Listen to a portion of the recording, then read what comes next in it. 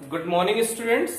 आज हम लोग वैद्युत विभव में, जैसा कि हमने वैद्युत विभव से संबंधित बिंदु आवेश के कारण विभव ज्ञात कर लिया था, तो और उससे रिलेटेड कुछ न्यूमेरिकल्स कर लिए थे, तो हमारा वैद्युत विभव से रिलेटेड उम्मीद है कि कॉन्सेप्ट क्लियर हो गया होगा। तो अब हम लोग उसी में आगे फर्दर प्रोसीड करेंगे। वैद्युत द्विध्रुव के कारण r, थीटा पर वैद्युत विभव, वैद्युत द्विध्रुव के कारण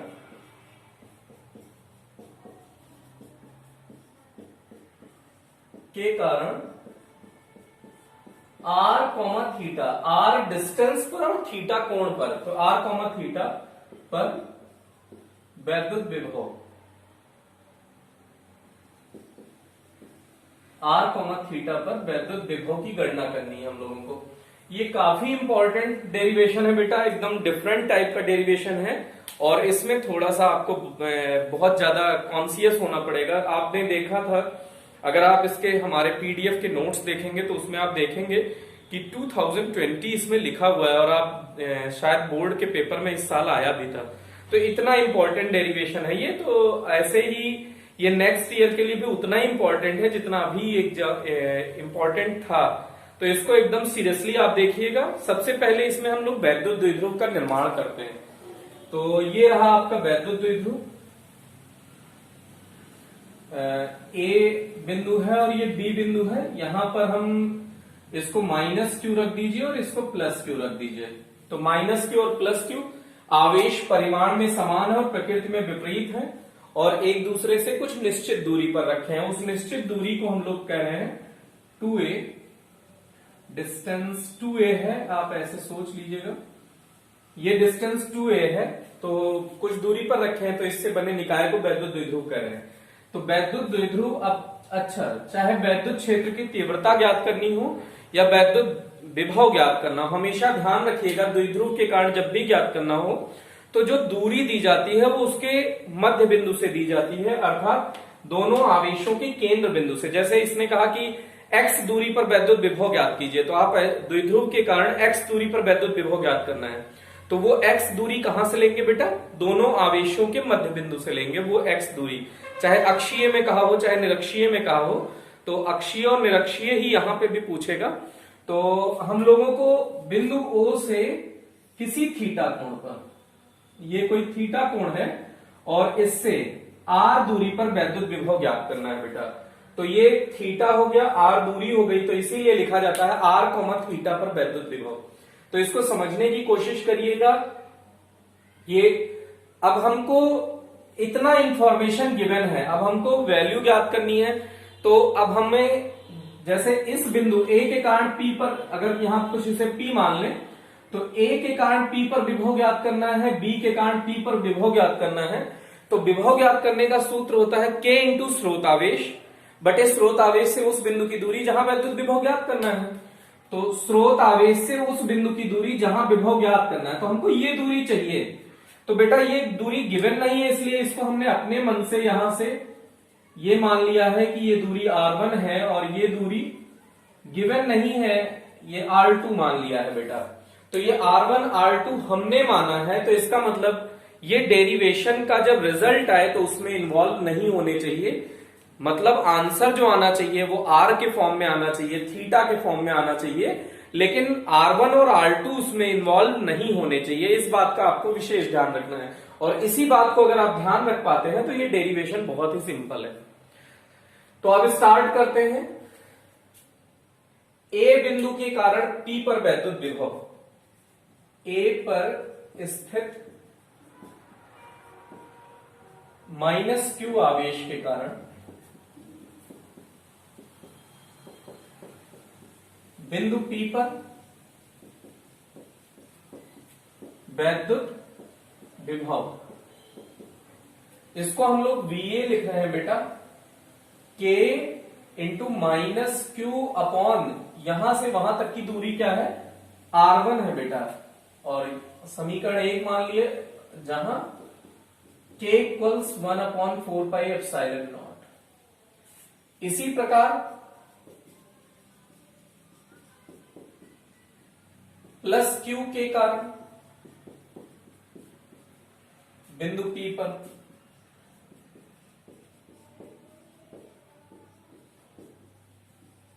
सोचो आप जल्दी से। VB इक्वल्स क्या हो जाएगा बेटा, K प्लस Q अपॉन वो दूरी क्या है R2। अब बिंदु P पर कुल वैद्युत विभव ज्ञात करना है, तो ये दोनों जुड़ जाएंगे क्योंकि अदिश राशि है। तो V एट P पॉइंट हो जाएगा VA प्लस VB। अब VA और VB की वैल्यू आप देखें, VB को पहले लिख लीजिए, पॉजिटिव है इसलिए KQ अपॉन R2 माइनस इसका बाहर आ जाएगा, तो ये प्लस माइनस का मल्टीप्लीकेशन हो जाएगा माइनस KQ अपॉन R1। ये हो गया बेटा। अब इसके बाद KQ इसमें कॉमन ले लीजिए। अब ये बचा 1 upon R2 minus 1 upon R1। अब इसमें थोड़ा सा और सिंप्लीफाई कर लीजिए, एलसीएम ले लीजिए, तो ये R1 R2 एलसीएम हो जाएगा, तो ये आ जाएगा R1 माइनस R2। बेटा अब यहां पे आपको थोड़ा सा ध्यान देना है, या आपको V एट P पॉइंट मिल गया, देखने में तो लग रहा है आंसर आ गया, लेकिन अब इसमें कॉम्प्लिकेशन क्या है ये देखिए। जो V एट P पॉइंट आया है ये R1 R2 के फॉर्म में आया है, जबकि ये हमें गिवन ही नहीं था R1 R2। ये तो हमारे द्वारा माना गया डेटा है, अब हमने पता नहीं क्या मान लिया है, तो उसको हम R1 R2 को रिप्लेस करना चाहते हैं बेटा। किसके फॉर्म में, R के फॉर्म में। जो ये ब्लैक वाली लाइन यहां दिख रही है ये R है, तो इसके फॉर्म में R1 R2 को इसमें सब्स्टिट्यूट करना पड़ेगा। बस यही कॉम्प्लिकेशन है इस पूरे डायग्राम में। तो अगर ये आप सब्स्टिट्यूट कर ले जाते हैं तो इसका डेरिवेशन कंप्लीट हो जाएगा। तो इसको समझने की कोशिश आप करें, कैसे करेंगे बेटा। R1 का मान R के रूप में फाइंड करना है, R2 का मान भी R के रूप में फाइंड करना है, और उसे समीकरण 3 में रखना है। तो अब इसको कैसे कहेंगे, सर्वप्रथम OP लाइन को आगे बढ़ाया, भाषा देखिए स्टार्ट कैसे करेंगे इस डेरिवेशन को। माना कोई वैद्युत द्विध्रुव AB है जिससे R दूरी पर स्थित किसी बिंदु P पर वैद्युत विभव का मान ज्ञात करना है। अब R दूरी पर किसी थीटा कोण पर वैद्युत विभव का मान ज्ञात करना है। अब आगे आप लिख दीजिए, माना A से P के मध्य की दूरी R1 तथा B से P के मध्य की दूरी R2 है। उसके बाद ये कैलकुलेशन आपने कर दिया।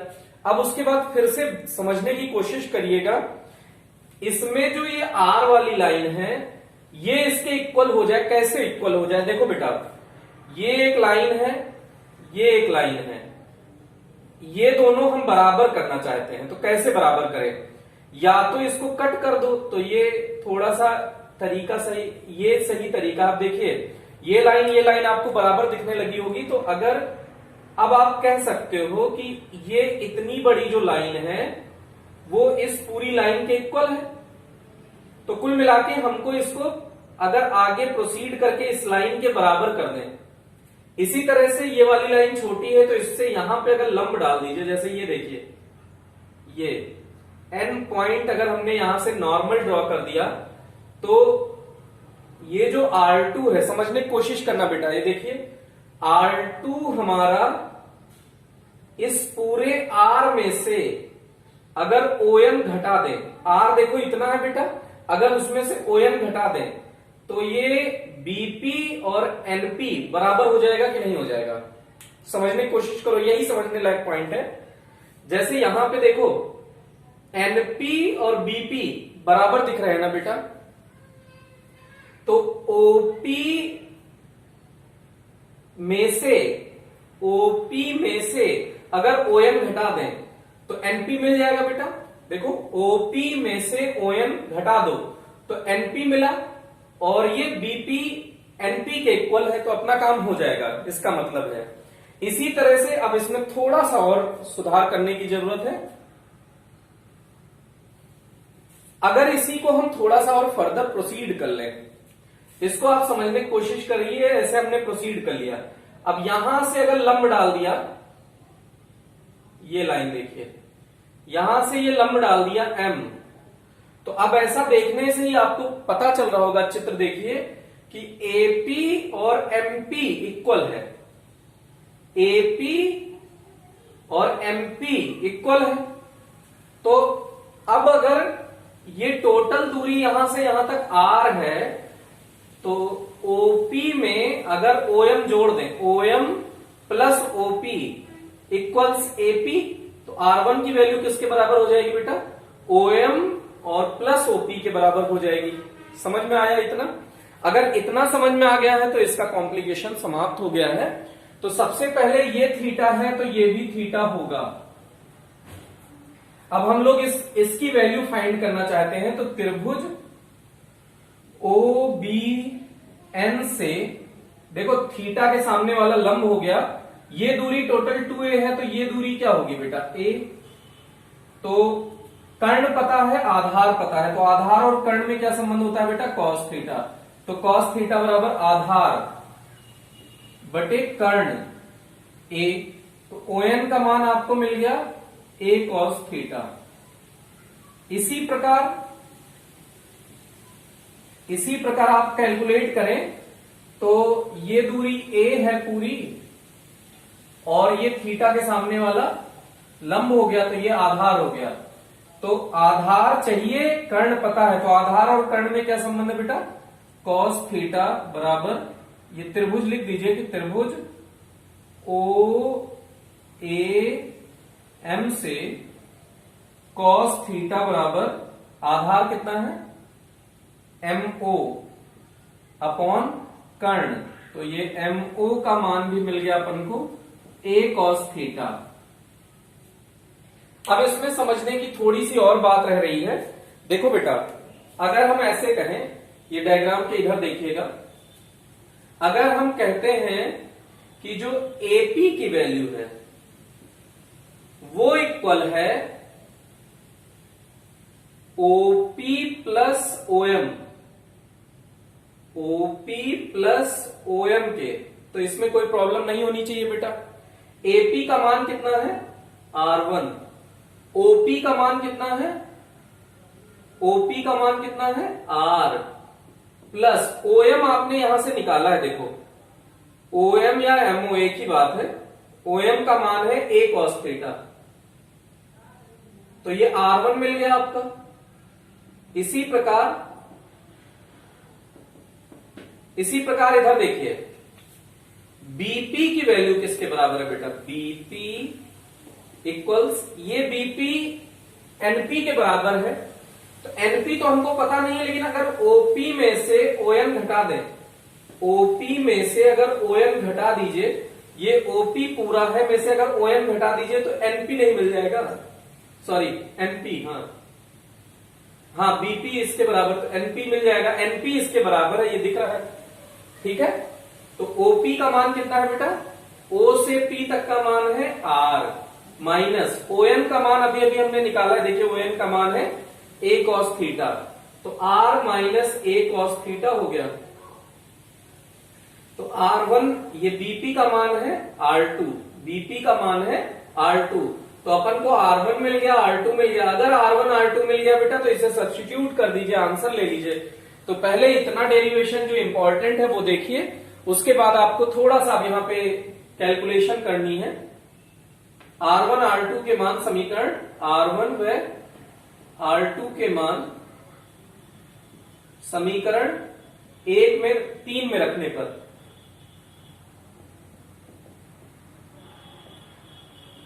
R1 R2 का मान देख लो बेटा, VP इक्वल्स KQ, तो आप रहने दीजिए। अब R1 के प्लेस पे क्या रखोगे? R plus a cos theta. अब बीच में हम माइनस लगा है तो माइनस लगा दीजिए, और R2 का मान कितना है? R minus a cos theta. तो इसमें गुणा करिए तो माइनस R हो जाएगा प्लस a cos थीटा हो जाएगा, अपॉन एलसीएम में R plus a cos theta into R minus a cos theta, क्योंकि गुणा है देख बेटा दोनों का, R minus a cos theta. अब यहां पे R से R कैंसिल आउट हो गया। अब इसको और थोड़ा सा और इंप्रूव कर सकते हैं, तो VP इक्वल्स हो जाएगा बेटा KQ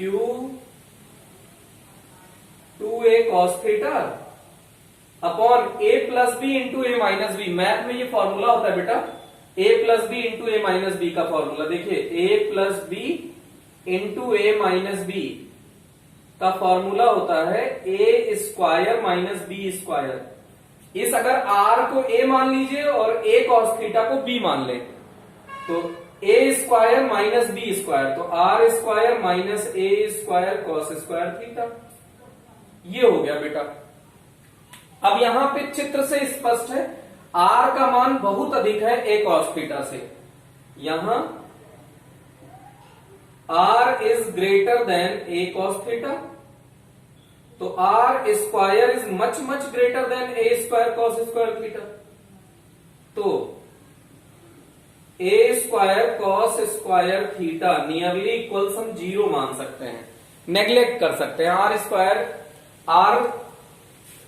ए स्क्वायर कॉस स्क्वायर थीटा को आर स्क्वायर की तुलना में नगण्य मान सकते हैं, नेग्लेक्ट कर सकते हैं। तो उसकी वैल्यू हम लगभग 0 रख सकते हैं। नेग्लेक्ट का मतलब लगभग 0 के बराबर, एग्जैक्ट 0 नहीं होगा बेटा, नियरली इक्वल 0 होगा। तो ये कैलकुलेशन आप इसको देखिए, फिर इसके बाद इसमें बहुत थोड़ा सा पोर्शन रह रहा है, फिर इसको हम लोग आगे प्रोसीड करते हैं। तो इसके बाद देखिए बेटा, इसको हम लोग इरेज कर रहे हैं क्योंकि रिक्वायरमेंट है थोड़ी सी जगह की। तो ये आपको समझ में इतना आ ही गया होगा, इसमें कोई खास हमने कैलकुलेशन नहीं किया है। तो आप देखिए जब इसको a square cos square theta के प्लेस पे 0 रखेंगे तो बीपी इक्वल्स आ जाएगा k q into 2a cos theta upon r square. यहां से एक बहुत सुंदर सा रिजल्ट आया, जैसे वैद्युत द्विध्रुव के कारण जब आपने वैद्युत क्षेत्र की तीव्रता निकाली थी, तो पहले बिंदु आवेश के कारण जो वैद्युत क्षेत्र की तीव्रता थी, बिंदु आवेश के कारण तीव्रता पीछे की बात कर रहे हैं बेटा, वो आर स्क्वायर के व्युत्क्रमानुपाती थी, लेकिन द्विध्रुव के कारण वैद्युत क्षेत्र की तीव्रता आर क्यूब के व्युत्क्रमानुपाती थी, आर क्यूब के व्युत्क्रमानुपाती थी। ये किसके कारण था? बिंदु आवेश के कारण, बिंदु आवेश के कारण पीछे की बात कर रहे हैं बेटा। और ये किसके कारण था? द्विध्रुव के कारण। तो ये द्विध्रुव के कारण था। अब ऐसे ही यहां थोड़ा समझने की कोशिश करो बेटा, ये द्विध्रुव के कारण एक घात बढ़ गई है ना, ऐसे ही आप यहां पे देखिए बिंदु आवेश के कारण, बिंदु आवेश के कारण जो विभव था V इक्वल्स वो था के क्यू अपॉन आर, मीन्स व्युत्क्रमानुपाती था R के, लेकिन द्विध्रुव के कारण है विभव जो है वो आर स्क्वायर के व्युत्क्रमानुपाती है। तो यहां एक बात आप ध्यान रख सकते हैं कि द्विध्रुव के कारण जब चाहे तीव्रता निकालिए चाहे वैद्युत विभव ज्ञात करिए, एक घात उसमें बढ़ जाती है नीचे व्युत्क्रमानुपाती में। तो आप ऐसे समझिए, यहां आप कह सकते हैं कि वीपी व्युत्क्रमानुपाती है आर स्क्वायर, अर्थात द्विध्रुव के कारण वैद्युत विभव दूरी के वर्ग के व्युत्क्रमानुपाती होता है बेटा। ये एक इंपॉर्टेंट इंफॉर्मेशन यहां से आई। अब इसके बाद हम लोग सदिश रूप लिखना चाहते हैं इसका। अब देखिए सदिश रूप, अच्छा इसको थोड़ा सा और सुधार कर सकते हो, Q इंटू 2a को, Q इंटू 2a को आप P लिख सकते हो कि नहीं? P क्या है? वैद्युत द्विध्रुव आघूर्ण। तो इस फॉर्मूले को ऐसे भी लिख सकते हो, Vp equals KP, Q into 2a की जगह P लिख दिया cos theta upon r square. तो वैद्युत विभव का ये भी एक फॉर्मूला इसी में आगे हो सकता है। अब सदिश रूप में लिखना चाहते हैं तो P cos थीटा है, उसके प्लेस पे हम देखो P वेक्टर अगर हम लिखें और R कैप ले लें, क्यों? R यहां आ ही नहीं रहा है, दिख रहा है, तो ये क्या हो जाएगा? एक पहला सदिश डॉट दूसरा सदिश अगर हो तो पहले सदिश का परिमाण दूसरे सदिश का परिमाण इंटू कॉस थीटा होता है बेटा। एकांक सदिश का परिमाण कितना होता है? 1। तो इसको ऐसे P और इसका मान 1 इंटू कॉस थीटा, तो P cos थीटा की जगह पे P vector dot R cap लिख लेना चाहते हैं हम लोग। तो यहां देखिएगा इसको थोड़ा सा, Vp इक्वल्स के P cos थीटा के प्लेस पे P vector dot R cap upon R square है। तो Vp इक्वल्स क्या हो जाएगा बेटा? के, अच्छा R कैप एकांक सदिश की परिभाषा होती है दिया गया सदिश बटे उस सदिश का परिमाण। तो इसको ऐसे भी लिख सकते हैं P vector dot R vector, और ये R स्क्वायर तो है ही है, और R परिमाण में एक और आ जाएगा नीचे, तो ये आर क्यूब हो जाएगा। तो वीपी इक्वल्स क्या हो जाएगा, k p dot r vector upon r cube. तो ये वैद्युत विभव का एक फॉर्मूला ये भी हो गया। अब आपको थोड़ा सा छोटे छोटे केस की स्टडी करनी है बेटा। तो यहां पे ये वाला इंफॉर्मेशन हम इरेज कर रहे हैं। फिर से देखिएगा, विभिन्न स्थितियों में अगर हम बात करें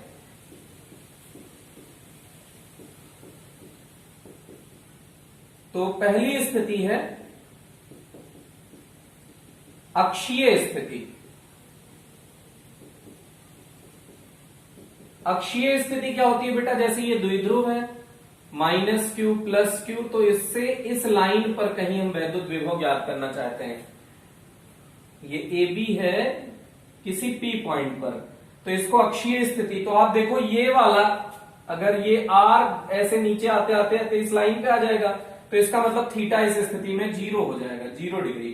तो अब वैद्युत विभव का फॉर्मूला होता है वीपी इक्वल्स, ये समीकरण कुछ मान लीजिए कितना तक आप मान चुके हैं, 3 तक, तो ये 4 मान लीजिए। तो समीकरण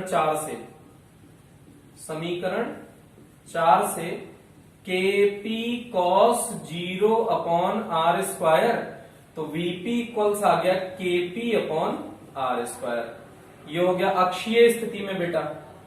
इसी तरह से आप निरक्षीय स्थिति में अगर ज्ञात करना चाहें तो निरक्षीय स्थिति का मतलब होता है, देखिएगा यही समझा देते हैं आपको, कैलकुलेशन की जरूरत नहीं पड़ेगी इसमें। ये माइनस क्यू है, ये प्लस क्यू है। निरक्षीय स्थिति ये हो जाएगा यहां पे कहीं, तो ये थीटा कितना हो जाएगा बेटा, 90 डिग्री।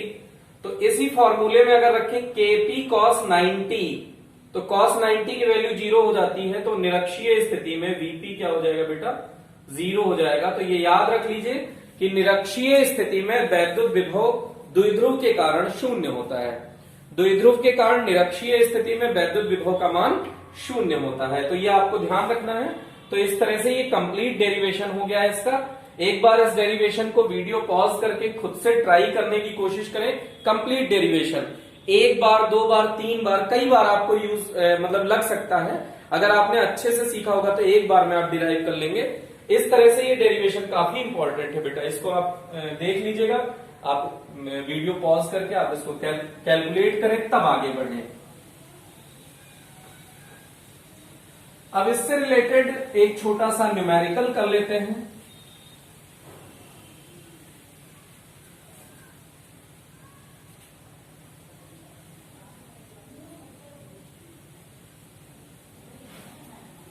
इसी से रिलेटेड एक छोटा सा न्यूमेरिकल हम लोग देखते हैं, तो आपका ये कॉन्सेप्ट और थोड़ा सा क्लियर हो जाएगा। क्वेश्चन एग्जाम्पल नंबर 6 है। एग्जाम्पल बुक का एग्जाम्पल अगर देखें तो एग्जाम्पल 6 है। इसको आप समझिएगा, कोई इन्होंने द्विध्रुव दे रखा है।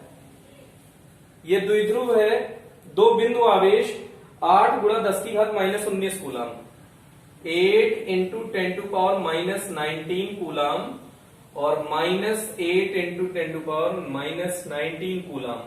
ये 2 आवेश हैं, परस्पर 2 गुणा 10 की घात -10 मीटर दूरी पर स्थित है। इनके मध्य की दूरी 2 गुणा 10 की घात -10 मीटर बेटा ये दी हुई है। इस द्विध्रुव से 4 गुणा 10 की घात -6 मीटर की दूरी पर, इस द्विध्रुव से 4 गुणा 10 की घात -r दिया है, 4 गुणा 10 की घात -6 मीटर की दूरी पर स्थित, मीटर की दूरी पर स्थित वैद्युत विभव का मान ज्ञात कीजिए जब बिंदु कहां हो, द्विध्रुव के अक्षीय स्थिति पर हो, द्विध्रुव के निरक्षीय स्थिति पर हो और द्विध्रुव से 60 डिग्री के कोण पर हो। तो अक्षीय स्थिति का मतलब ये हो गया, यहां कहीं पूछा है, लेकिन ये दूरी हमेशा कहां से लेंगे बेटा, मूल बिंदु O से। तो ये दूरी अक्षीय स्थिति में कितनी हो जाएगी, r बराबर 4 गुणा 10 की घात -6 मीटर। तो अक्षीय स्थिति के कारण कैलकुलेट करते हैं। तो ए पार्ट है अक्षीय स्थिति में थीटा बराबर, देखिए आप 0 डिग्री हो जाएगा क्योंकि वैद्युत द्विध्रुव में ऐसे था थीटा, तो ये अक्षीय स्थिति में आते आते थीटा 0 हो जाएगा। तो थीटा 0 हो गया, तो वीपी इक्वल्स आपने निकाला था, ये पी पॉइंट मान लीजिए, KP cos 0 upon r square. तो ये कॉस 0 की वैल्यू 1 हो गई। अब के का मान कितना हो गया, 9 गुणा 10 की घात 9। यहां जरूर लिख दें बेटा, के क्या है, 1 upon 4 pi epsilon not. P की वैल्यू Q इंटू 2a, तो आप P अलग से भी कैलकुलेट कर सकते हैं यहां से। P Q into 2a equals P, तो Q किसी एक आवेश का परिमाण 8 गुणा 10 की घात माइनस 19। 2a का मतलब दोनों आवेशों के मध्य की दूरी, तो ये दूरी दी है 2 गुणा 10 की घात माइनस 10, तो ये आपको मिल गया P वेक्टर। तो इसका गुणा कर लीजिए, तो 8 दूनी 16 गुणा 10 की घात माइनस 29। आर कितना है बेटा, 4 गुणा 10 की घात माइनस 6, स्क्वायर है तो एक बार और लिख दीजिए, 4 गुणा 10 की घात माइनस 6। अब आपको ये 4 चौक 16 हो गया, कैंसिल आउट हो गया, 9 ऊपर बचा, घात कलेक्ट कर लीजिए, माइनस 12 है, ऊपर जाएगा प्लस 12 हो जाएगा, और ये 9 और है प्लस में, 21 हो गया। 21 को 29 में से घटाइए, तो 10 की घात माइनस 8 आया, ये वोल्ट विभव है वीपी। ये अक्षीय स्थिति में आपको मिल गया बेटा। अब आपसे पूछा है निरक्षीय स्थिति में, वी पार्ट। निरक्षीय स्थिति में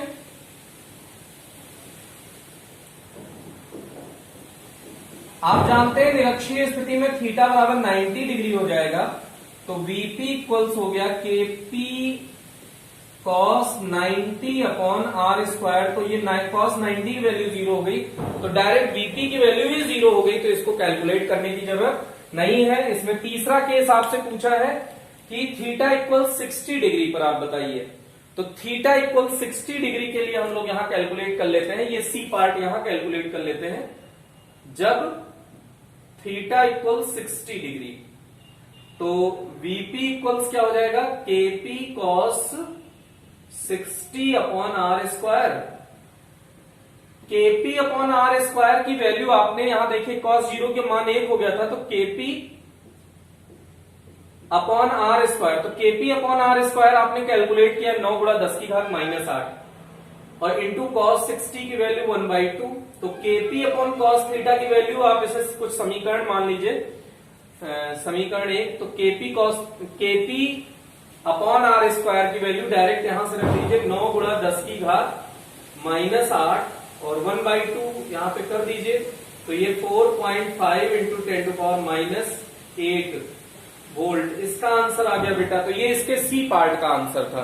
तो अगर आपने वैद्युत विभव का डेरिवेशन समझ लिया है, तो उससे रिलेटेड एक छोटा सा न्यूमेरिकल हमने ट्राई किया, इसको आप वीडियो पॉज करके एक बार आप खुद से सॉल्व करें, और कोशिश कर सकते हैं आप इसका स्क्रीनशॉट ले लें, तो भी आपको समझ में आएगा आगे फर्दर। जब आप खुद से ट्राई कर ले तो आप इसको देख सकते हैं। ओके बेटा, तो इस तरह से आज हमने वैद्युत द्विध्रुव पढ़ लिया है। वैद्युत द्विध्रुव के कारण वैद्युत विभव ज्ञात कर लिया है। थोड़ा बड़ा डेरिवेशन है, इसीलिए हम इसमें आगे नहीं पढ़ रहे हैं। तो आज के लिए इतना ही। अगर वीडियो पसंद आया हो तो वीडियो को लाइक और सब्सक्राइब जरूर करें, और हो सके तो अपने दोस्तों में शेयर करें। Thank you.